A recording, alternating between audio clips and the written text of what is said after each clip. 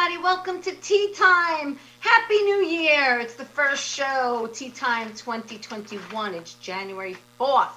Well, I'm going to start with my weekend. It was very exciting.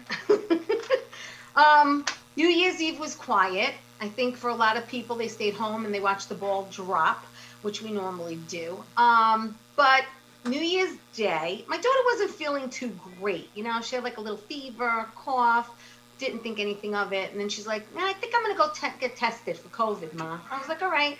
So the rapid test came back negative, and we were all like a sigh of relief. We were like, oh, this is great. And then they did the 3-day test, which unfortunately came back positive. So my daughter tested positive for COVID. Happy 2021! And we've been quarantining. We have to quarantine for 10 days, and I think we get out of quarantine, I think Friday or Saturday. So, yeah, a little excitement here, huh? I said we all survived 2020. Now we have to survive 2021. So that was pretty much my weekend, so to speak. And then the rest of the weekend, I watched a lot of movies. I read a really great book, and we're going to talk about that tonight. But that's it. That's really it. I actually asked Santa for this book. And I got it for Christmas. He got it for me. And we're going to talk about it. So listen, let me get to my guest. He's a writer, he's an actor, he's a producer, he's a director. And I want to welcome Dave Ikovetti Jr. to my show. Hi, Dave. Happy New Year. Happy New Year. Thank you for having me. Thank you for being with me. So listen, yes. I really want to get into your story. You put pen to paper and you wrote this book called The Last of the Gentlemen Gangsters. That Dave Gambino Capo. And this is pretty much, your mom's story, your dad's story, your story. I couldn't put it down. It was a page turner. I couldn't bring it, and a lot of oohs and and oh. I love hearing that. I was making a lot of noises. I'll be good. I won't go there. I can. I was making more noises than, in a living room instead of in a bedroom. Anyway, nice. I digress. But it's a great book. Everyone has to get it and read it. But in the meantime, I want to start with you and your life story and have people get to know you. You live in Miami. Yes, ma'am. But you originally from where? You weren't born in Miami, though. Well, I'm very gifted when it comes to family members. I've got some really incredible ones. My parents, of course, we start with them. My dad is from Brooklyn, born and raised. Right. And my mother is from Georgia, Rome, Georgia, which ironically is the sister city to Rome, Italy, where my family originated from, my father's family. So I have the Roman on my mom's side from Georgia, and on my dad's, of course, from the old country. But I was born in Baltimore, right on the Mason-Dixon line. Wow, Baltimore. And then you grew up in Miami. You actually went to school. Now, correct me again if I'm wrong. You went to Angel Beach High?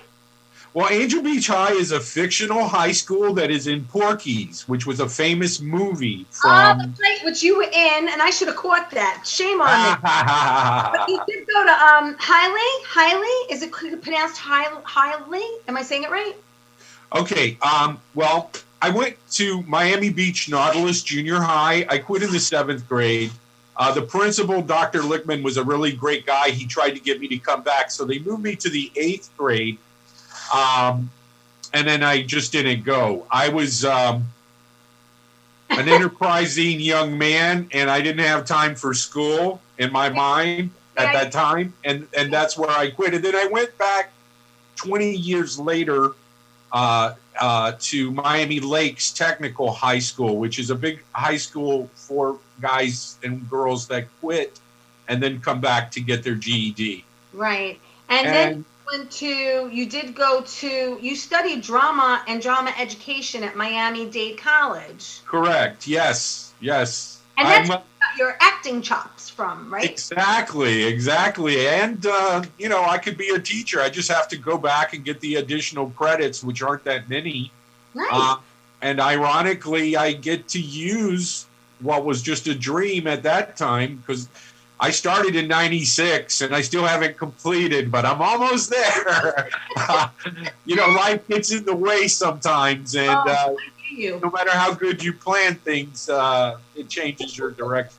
Well, you actually were in a few wonderful, amazing movies with some fabulous actors. You were in Porky's, you were in Scarface, you were in Yeah. Malice. So you got to work with Paul Newman and Sally Field and hello, Al Pacino. Really? Yeah, the Al Pacino thing was really incredible because we were on set. Well, I was on a few locations. I was lucky. The casting director, Beverly McDermott, was a close friend of my father's. So they basically hooked me up with the job. It was a extra job. I wasn't a principal, but geez, I mean, on the set of the Fountain Blue, they treated us all like we were stars. They came out, white linen tablecloths, white glove waiter service with the silver trays, and they treated the extras just like the stars. And Al Pacino was he was all over the place. Yeah. I didn't get to really talk with him much. I got to talk with the other cast members a lot. You observed Al. Yes, I got to observe, and just being there was like magical. So yeah, on Scarface especially, and then on Absence of Malice, I got to meet Paul Newman, the other Blue Eyes from history of Hollywood. Him and Sally Field. And they shot that off of Key Biscayne, and wonderful memories and stories about that as well. So yeah, growing up in Miami, you get lucky sometimes like that with those type of things because there's a lot going on down there. My cousin lives in Florida, and he was able to be an extra on Apollo 13, which was filmed down in Florida. Nice. Yeah, it's being at the right place at the right time. Speaking about quotes, I have to tell you, I love the quotes in the book. Okay. I know we're gonna get to that. I don't want to jump the gun too soon. There's a few of them in there. I quoted a lot of them. I love them all. So basically, tell me. So you do the acting thing, but you kind of get sidetracked, and at 21 years old, you become the Lobster King. Tell me about that. Yeah, so I love lobster. Let me tell you right here. Yeah. I love lobster. I ate so much lobster if I never eat it again in my life. But I'll tell you a funny story about that. I had that going on. Again, that has to be its own book to tell that correctly. Right. But going back to the lobster thing before I get sidetracked, I had a 10-pound lobster that I had brought home that I was going to make a special lobster salad out of, right? I had all the ingredients. My dad had given me the recipe. I had it in the fridge.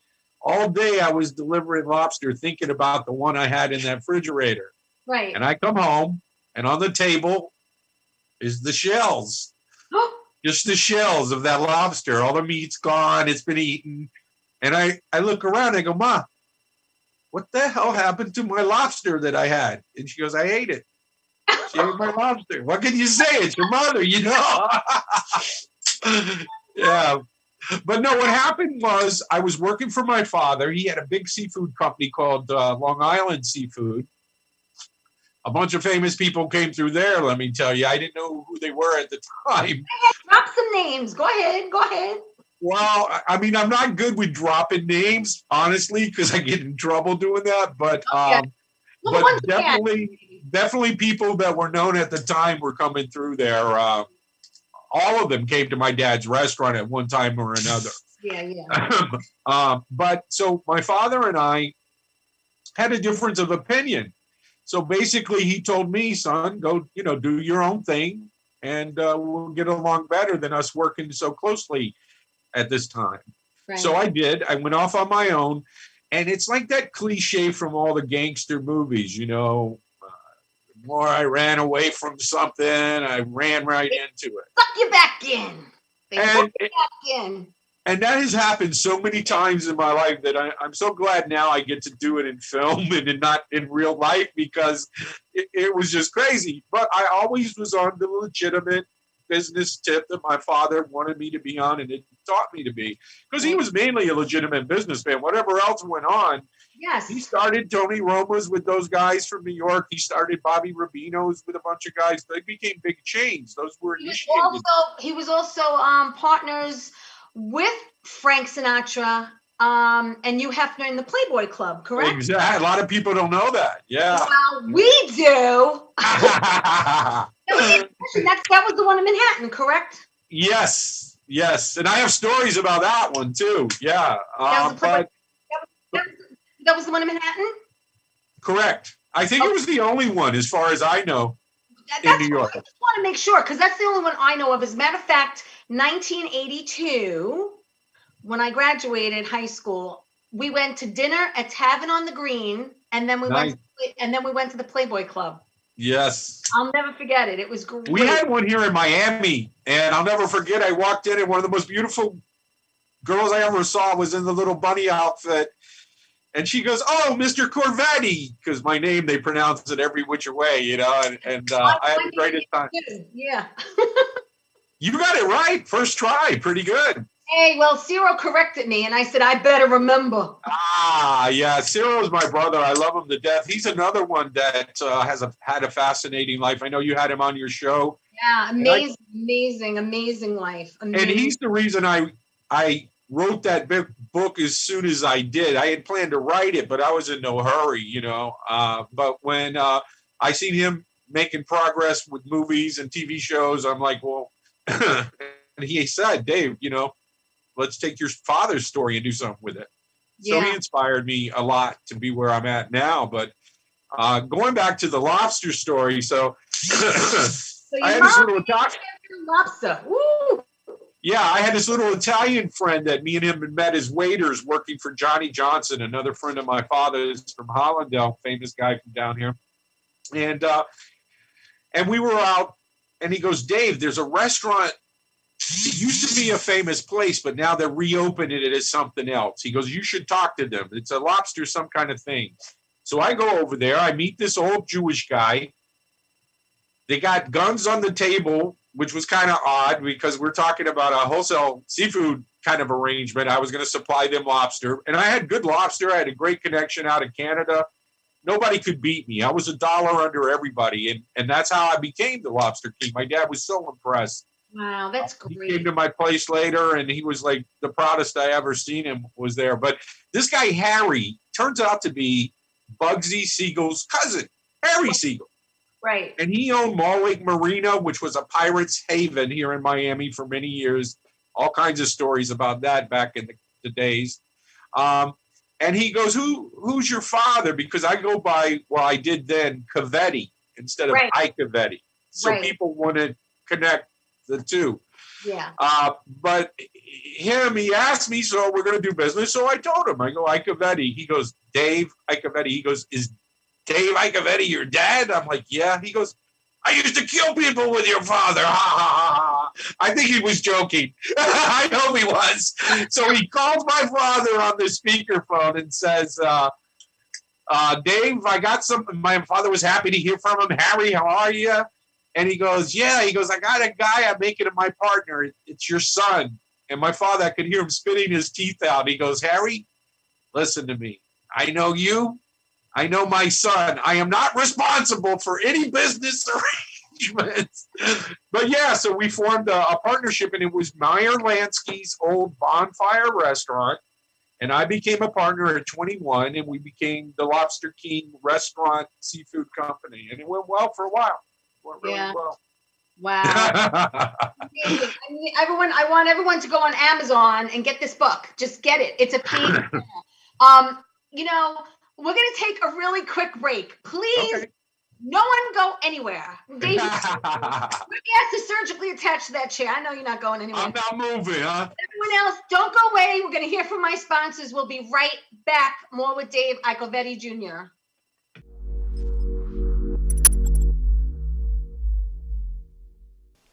Fortunato's Pizza and Restaurant is located at 719 Hawkins Avenue in Ronkonkoma. They're open 7 days a week from 11 a.m. to 10 p.m. You can find them on Facebook and Instagram. They do free deliveries to Ronkonkoma, Lake Ronkonkoma, Lake Grove, Center Reach, Nesconsin, Holbrook, and Selden. And they do catering for all occasions.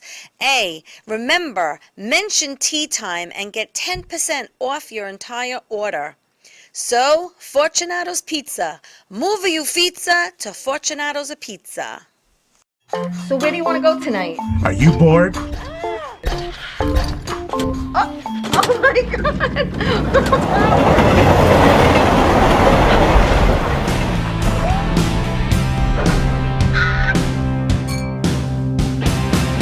Hold on tight. We're gonna Coasters. Coaster's Tavern is located at 487 Newbridge Road in East Meadow. Their number's 516-557-2222. Well, hi there, Teresa. It's John York from General Hospital. I am just checking in because apparently you have a great talk show called Tea Time on Strong Island TV. I want you to have continued great success and have a lot of fun. It sounds like you're having a lot of fun, and that's pretty much the key to everything, isn't it? So continued success. I'm proud of you. Have a great day, Teresa. Bye.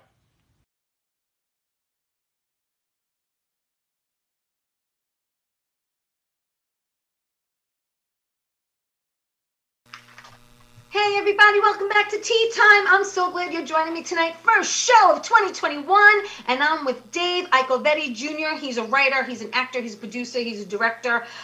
He's done it all, and he wrote a book about it, and everyone needs to get it. It's called The Last of the Gentlemen Gangsters. Fat Dave, Gambino Capo. That's right. This is the book that you want to get. It is a page turner. Like I said, I was making a lot of vocal noises out loud. I think my daughter was like, "What is wrong with you, Ma?" But I'm telling you, you have to read it. It's great. And I'll tell you the truth. We never talked about. I'm going to get into it because I'm an open book too. Like you, like Ciro. I'm pretty much an open book. Yeah, I don't think I really. I'm not as out there as you guys, but anyway. Well, we're out there. We're out there, though. So I'm getting there. But my dad, we never talked about, mob or the mafia, Costa Nostra. We never talked about that growing up ever. You weren't allowed. I just knew that I had cousins that went away. They went away to work. They went away on vacation. They just went away.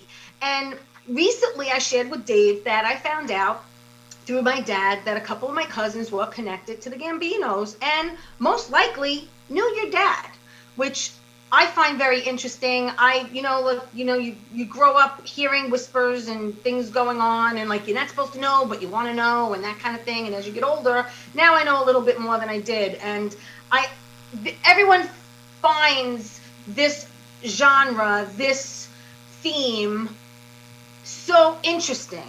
So it's almost like fantasy meets reality, and people are so mesmerized by it. You know what I mean? It's a topic that I don't think will ever go away, and I think as long as people are willing to make movies about it, like you and Ciro, that they're true stories and they were lived and they're being told with integrity. I think people want to tune in. They want to see it. You know what I'm saying? So I think that the book again is amazing. Thank you again. And the stories you tell in it, like I said, I was just being so vocal. But anyway, you dedicated the book to your mom and your dad, which was like, one of those. And your mom gave you her blessing and sat down with you, I think, in Ciro, to basically tell you certain stories that she wanted to be told. Absolutely. Yes, she did. She lived an amazing life. I think she had patience of a saint. She definitely does. There are women who stay in marriages for many different reasons. And when I read the book and, your grandfather was a ladies' man. Yes. Your dad was a ladies' man. And my grandfather, whose cousin was connected, was a ladies' man. And the stories that you write, I'm picturing like my grandmother tells this story. That's like I told you, I got stories. My grandmother would hide in the back seat.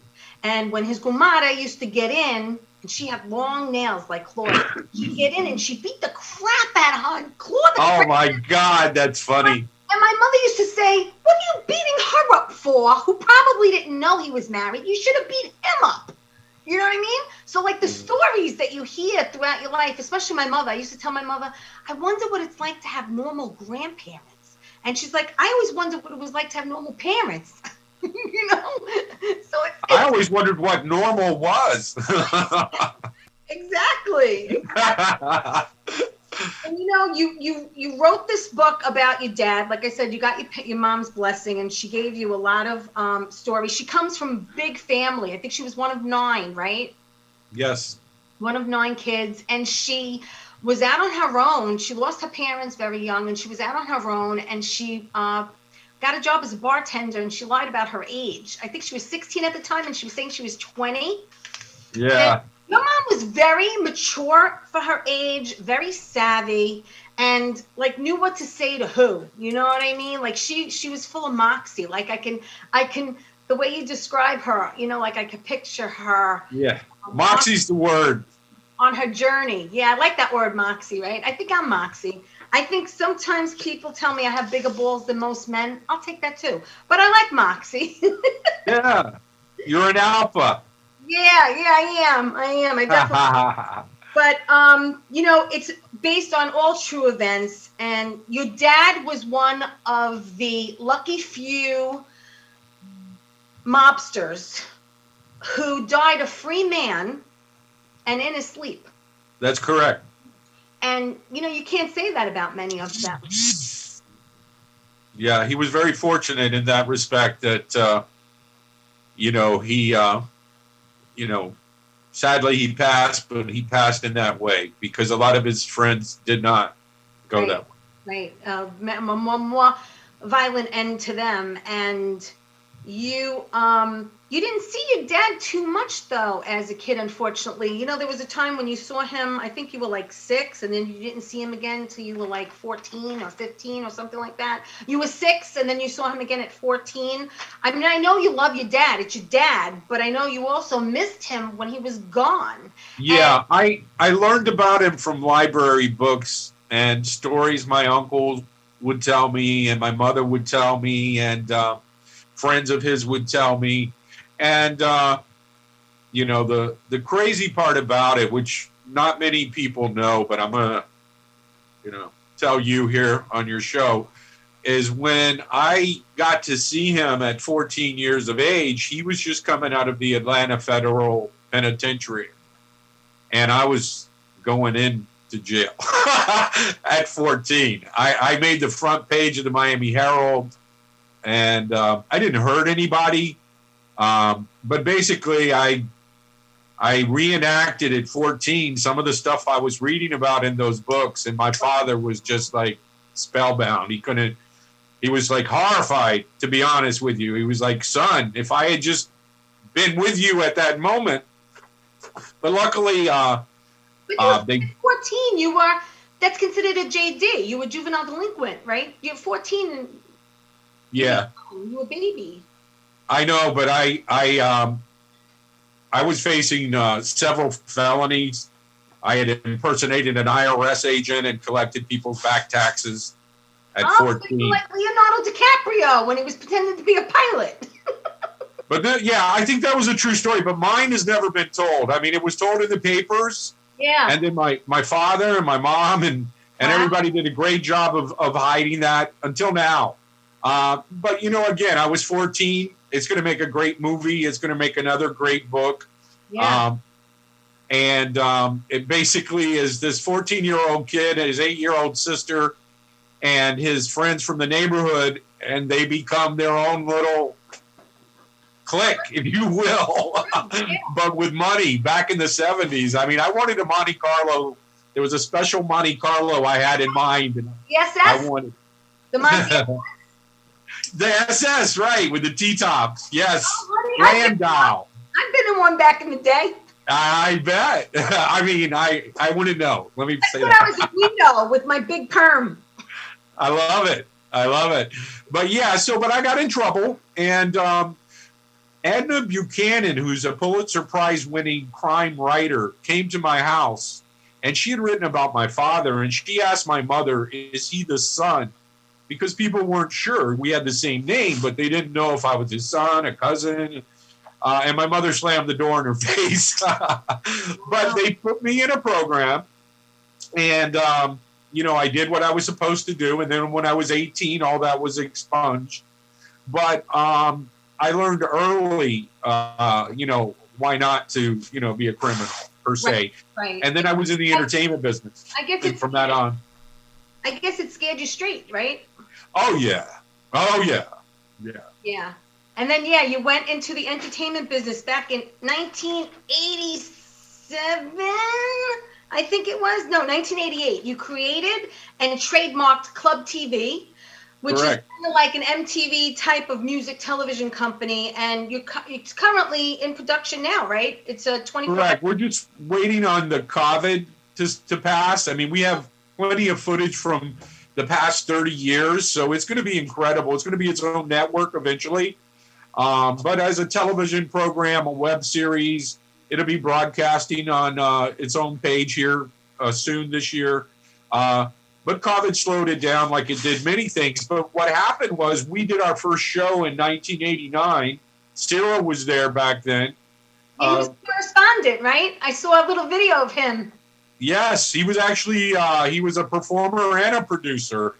I brought him into television from the music business at that time with me. Because he's a brother, if ever there was one. He's a brother from another mother, as you put it. But downtown Julie Brown was at that show. We had 2,000 people came. We brought in 40 grand. And for a couple of 20-somethings to bring in 40 grand in one day, we knew we were on to something. Yeah. But so did downtown Julie Brown. She went back to MTV, and they created, and it's all documented. You can check through the history at Club MTV. And basically did what we were doing as Club TV. But they had the money and the backing of a network and MTV, Yeah. So that went on for a couple of years, and then that they stopped making it or whatever. I'm not sure what happened. But yes, Club TV, we've been on and off over the past 30 years. So the last time it was really popular was 10 years ago, 2009, 10.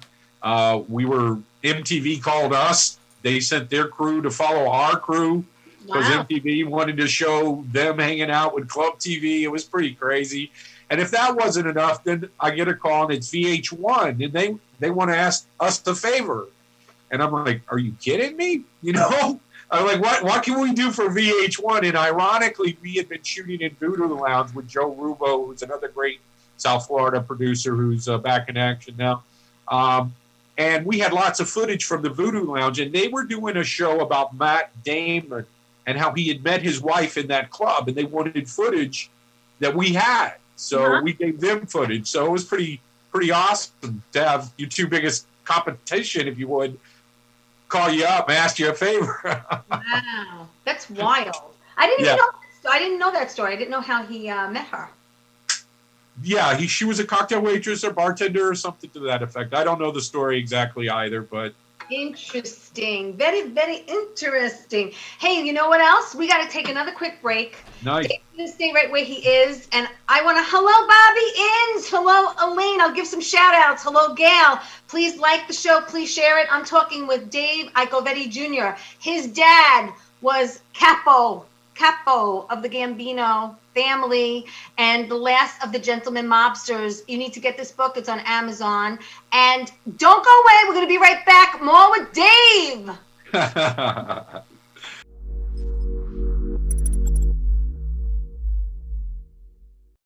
So where do you want to go tonight?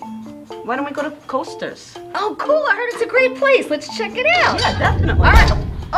Oh my God.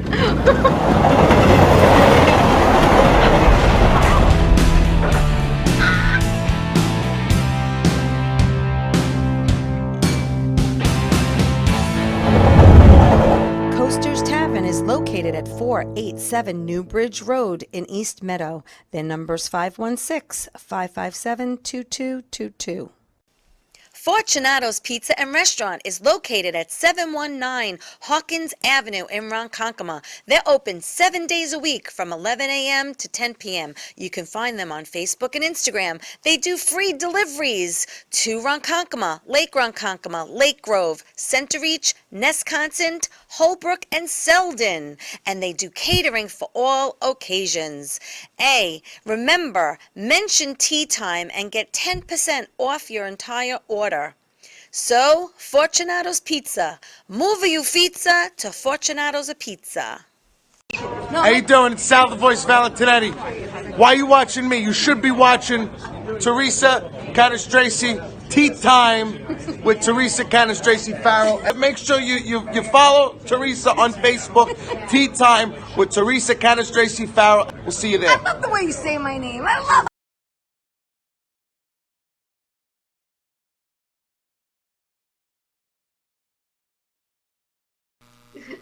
Hey everybody, welcome back to Tea Time. I am so excited that everyone's joining me tonight. Please like the show and please share it.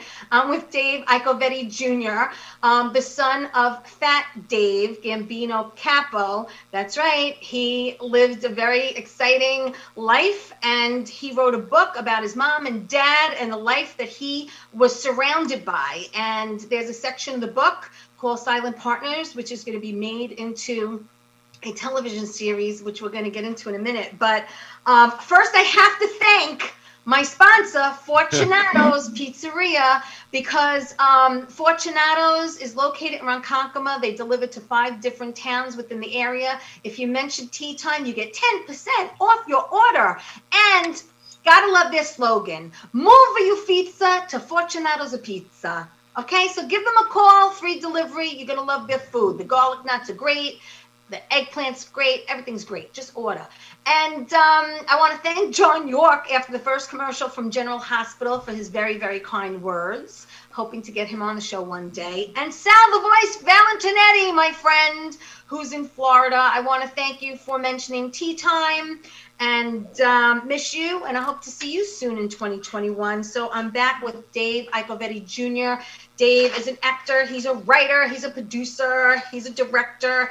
He's been in movies, and he was an entrepreneur. He started his own business at 21 and also created and trademarked Club TV back in 1998. And woo, the list goes on and on and on, but you have to get his book. This is the book. This is the book. I want everyone to get it. Get it on Amazon. It's a page turner, and you're going to make noises out loud. I make noises. Okay. You've had an amazing career. You've had an amazing life. You know, and I want to thank you for sharing that personal story about being 14 and having a little brush with the law yourself, because that's a little Tea Time exclusive, and I appreciate you. Yes, it is. I appreciate you doing that for me. And, your dad started at 17 running crap games in Harlem. Correct. And then some guy named Johnny, you're going to help me with his last name. Robalato. I was close. Better known as the Mortician, shows up, Correct. Father off the street, and basically changed his life forever. What I like about, I never met Johnny, and he's long gone by now, but as the story goes, he had to go collect money. I know people who used to go collect money because the federal government, and I got into this with Zero, legalized loan sharks. For a credit card company to charge you 29% when you could go get it on the street for $5 is okay. Don't do it though. But the point is, this guy, the Mortician, collected money, and then when he pulled up driving a hearse, people paid him. Oh, yeah. Yeah, they paid quick. They would come out of the stores and bring it to the car, so we didn't have to even leave the vehicle. After that moment, Dave, let me tell you, I was like, that is genius. I'm sorry, it is. I mean, incredible. And his brother was a cop too, ironically, and that's why he had problems in the underworld, because his brother was a cop, and a lot of guys didn't like that. Yeah, you had one on one side of the law and one on the other. That's tough. So your dad knew a lot of people. Yes. And he also knew a lot of famous people. Correct. And one of those famous people was Sinatra. Yes. And he hung with Sinatra and the Rat Pack and that crew. But you got to meet Frank. I did. No one called him Frank. You had to call him Mr. Sinatra. Mr. Sinatra when you were 14. You are good. You are good. I mean, you've been right on the money with everything. You're surprising me how well you pay attention too. Wow. Thank you. I'm honored. So my mom called up Jilly Rizzo, who was Frank Sinatra's right-hand man for many, many years. He's famous in his own right as being that. Frank Sinatra was in town. I was 14, and I was always bugging her because she was telling me how she had dated Frank Sinatra for 2 weeks when her and my dad had broken up. She dated him for 2 weeks, and she spent a beautiful weekend with him, too.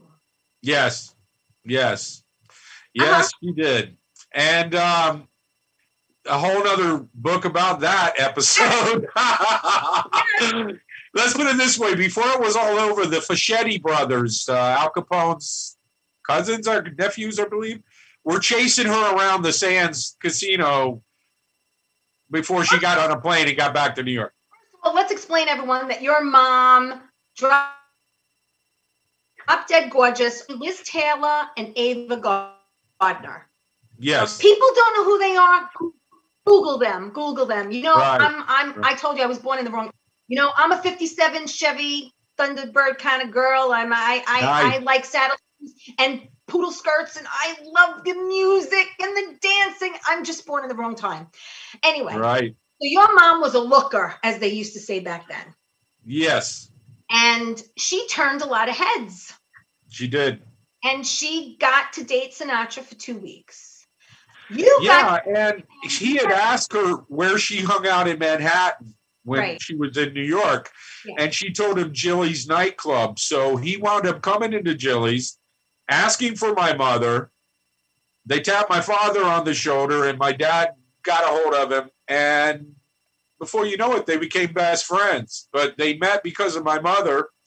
And then Jilly became his bodyguard, manager, right-hand brother. I mean, they were inseparable. Yes. For decades. Yeah. And so anyway, she called him and said, listen, I'd like David to meet Frank and you. So he brought us to the Fontainebleau. I had lunch with him and the guys, and Sinatra had a headache, so he wasn't able to come down, but they told me to be at the back gate when he was leaving for his concert. He was doing a big concert in Miami that year. And sure enough, he came walking out. Jilly goes, there's Dave's son. And he reached down, he shook my hand. And I had said, yes, Mr. Sinatra, you know. And he liked that because, you know, I had read in books. He didn't like people who didn't know him to call him Frank. It was respect. Exactly. So, and then later he invited me to come to Vegas. He was going to give me a job when I was 17. At that time, I was doing radio and I was working on Scarface. And my father didn't send me. So I didn't go, unfortunately. But I had always hoped to, you know, I'd always hoped to, you know, make them proud. So that's kind of my satisfaction now doing the TV shows and the books is in a way I get to pay them tribute, you know, decades later, which is kind of, you know, a wonderful honor. Like an homage. Is it true he wanted to adopt you? Frank Sinatra wanted to adopt you? Yeah. Both of my parents told me that. And I was born not long after my mother's fling. And the CIA sent an agent to Atlanta. My mom had left New York, went back to Georgia where no one knew her. And some guy knocked on the door with CIA credentials from Atlanta. And she goes, aren't you supposed to be chasing spies? And, what do you want? What do you want from me? And he's like, we want to know who the father of your unborn child is. Wow. And she goes, well, who wants to know? I can only imagine my mother. And he said he didn't know who it was, but someone important. And it had come. They had sent him from the Connecticut CIA office had sent him. So I don't know what it was, but he had offered to adopt me at one point. And I asked my dad later why he didn't let him. And he's like, because you would never have talked to me again, Mm-hmm. I'm like, yeah, but you hardly talk to me anyway. But, I look at Frank Sinatra Jr.'s life, and I'm glad I wasn't in that limelight. I mean, I'm out and about now, and I'll talk about my life. And, my daughter's grown. I'm divorced. Other than taking care of my mother and family members, I'm free to do what I want. My dad's not here. He would never have liked me to write a book unless it was a fictional book. And that's certainly not about him. But at this point in time, it's not harming anyone. Yeah, the timing was right. I like the quotes that you put in the book. I mentioned that before. I'm just going to mention just a couple of them, my faves that I wrote out. One is, well, hold on. I put on my spectacles. I got a pair too. It's all good. I look serious. Success is not forever, and failure is not fatal. Right. That was Sinatra. That was Don Shula. Don Shula. Okay. Yeah. Sinatra had a bunch of sayings, so I get him confused with the other guys sometimes. But the one I like most was Frankie Carbo. And Frankie Carbo was, don't send love. Send money. So when everybody's telling me, I send their love, so-and-so sends their love, in the back of my head, I'm like, I'm with you, Frankie. But yes, love is good. Love is nice. Another one. All you have to do is recognize an opportunity. And that was Meyer Lansky. Meyer Lansky, yeah. I got to see him and be in his presence, which was another exciting thing. I know, because listen, we can't give too much away, Dave, okay? All I know is that everyone's got to get the book. You got to read about There's going to be a part 2 soon, too. I can't wait. You have to read about everyone in this book, basically. Even Bonnie and Clyde are in it. Hello! And there's a whole story about that, too, but we're not going to give it away, Dave. Let them buy the book. And my last favorite quote is, there is no such thing as coincidence. Yeah, Guido Pinosi. I love that guy. Yeah. Guido. And you would love him. He was rough around the edges, but in a good way. The way you talk about him reminded me of one of my uncles. I was like, I could just picture the whole thing. I feel I'm not an overly religious person, but because of what's happened in my past medically, I believe you don't want me yet. I'm here for a reason, but I feel like God bless you. You're a survivor. There are no coincidences. I feel God puts people in your path for a reason. Yeah, I agree. And that's how I feel. I'm glad he put you in mine. I'm glad he put you in mine too. Yes, I love it. I love it. So listen. So I want to take our last quick break. I want to thank everyone for watching the show. Please like it. Please share it. Don't go away because this is the last break. When we come back, we only have like 10 more minutes with Dave. Okay, that's how fast my show goes. Did I tell you how fast it goes, Dave? Yeah, you did. Don't go away. We'll be right back with Dave Ikovetti Jr.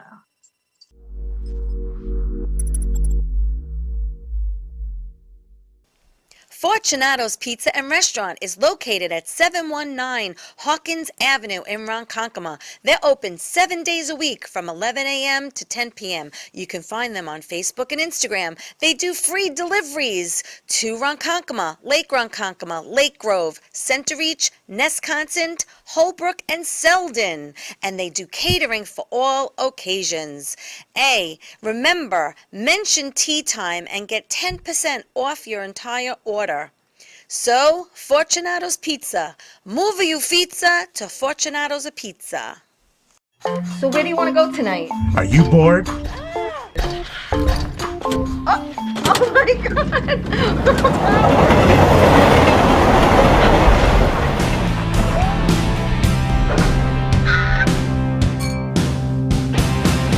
Hold on tight. We're gonna coast this. Coaster's Tavern is located at 487 Newbridge Road in East Meadow. Their number's 516-557-2222.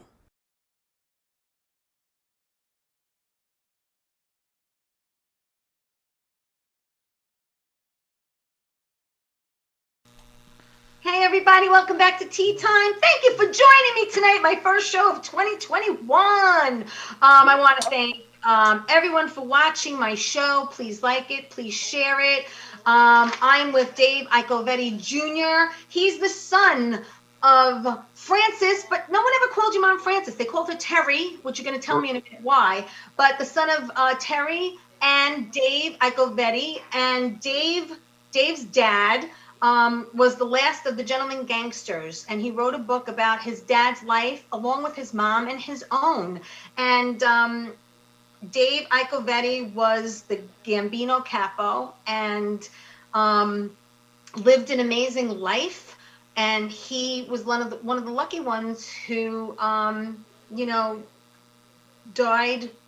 while he was Natural causes in his sleep. Right, and his sleep is the most beautiful way to go. I mean, who doesn't want to sleep, right? Yeah.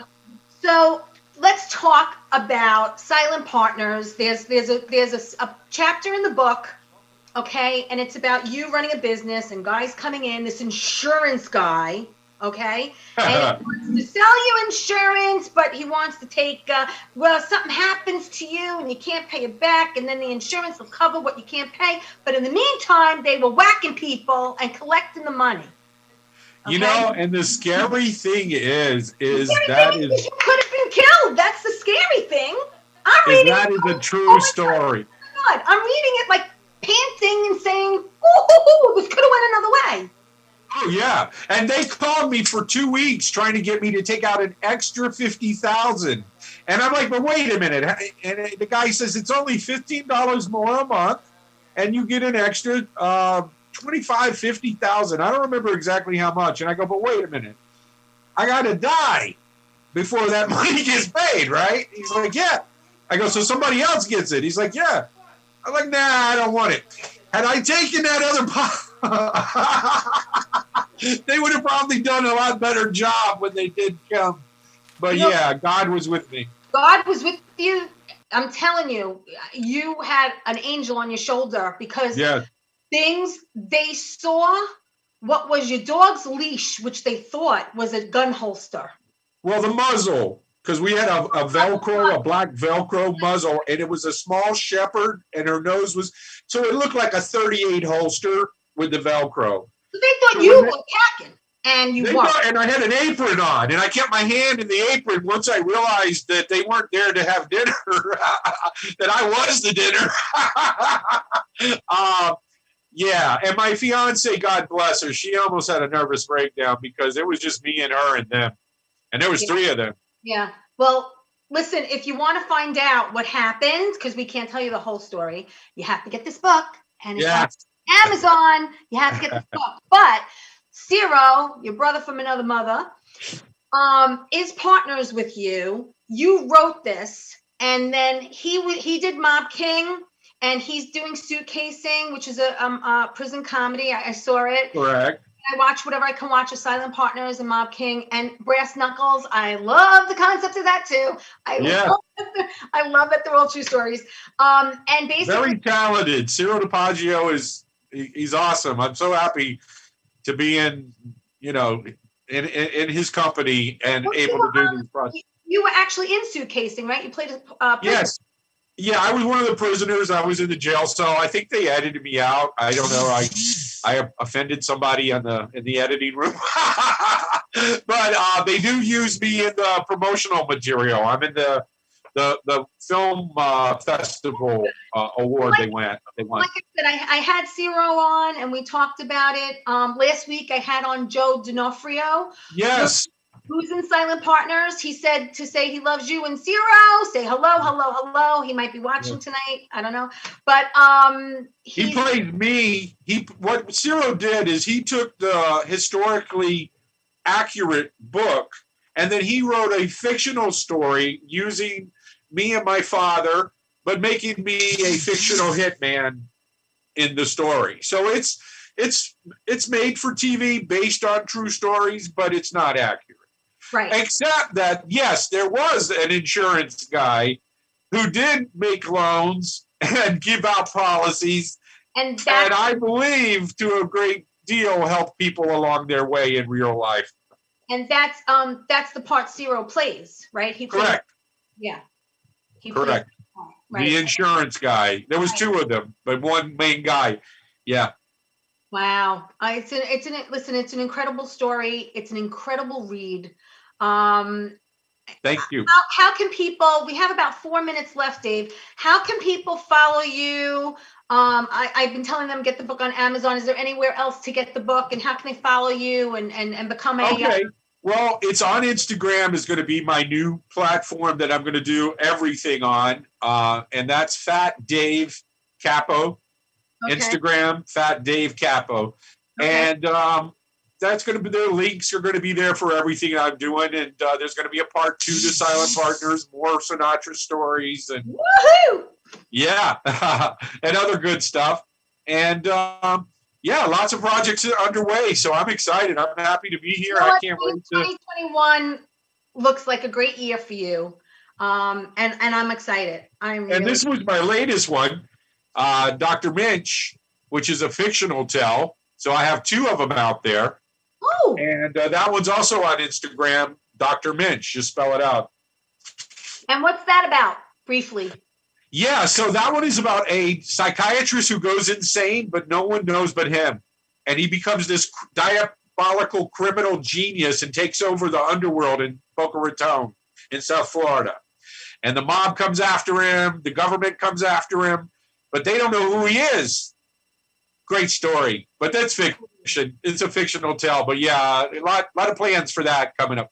I'm going to have to get that one too. I'm going to have to get that one too. Yes. I'll send you a signed copy. Oh, and when we meet in person, you'll sign this one for me too, right? Absolutely.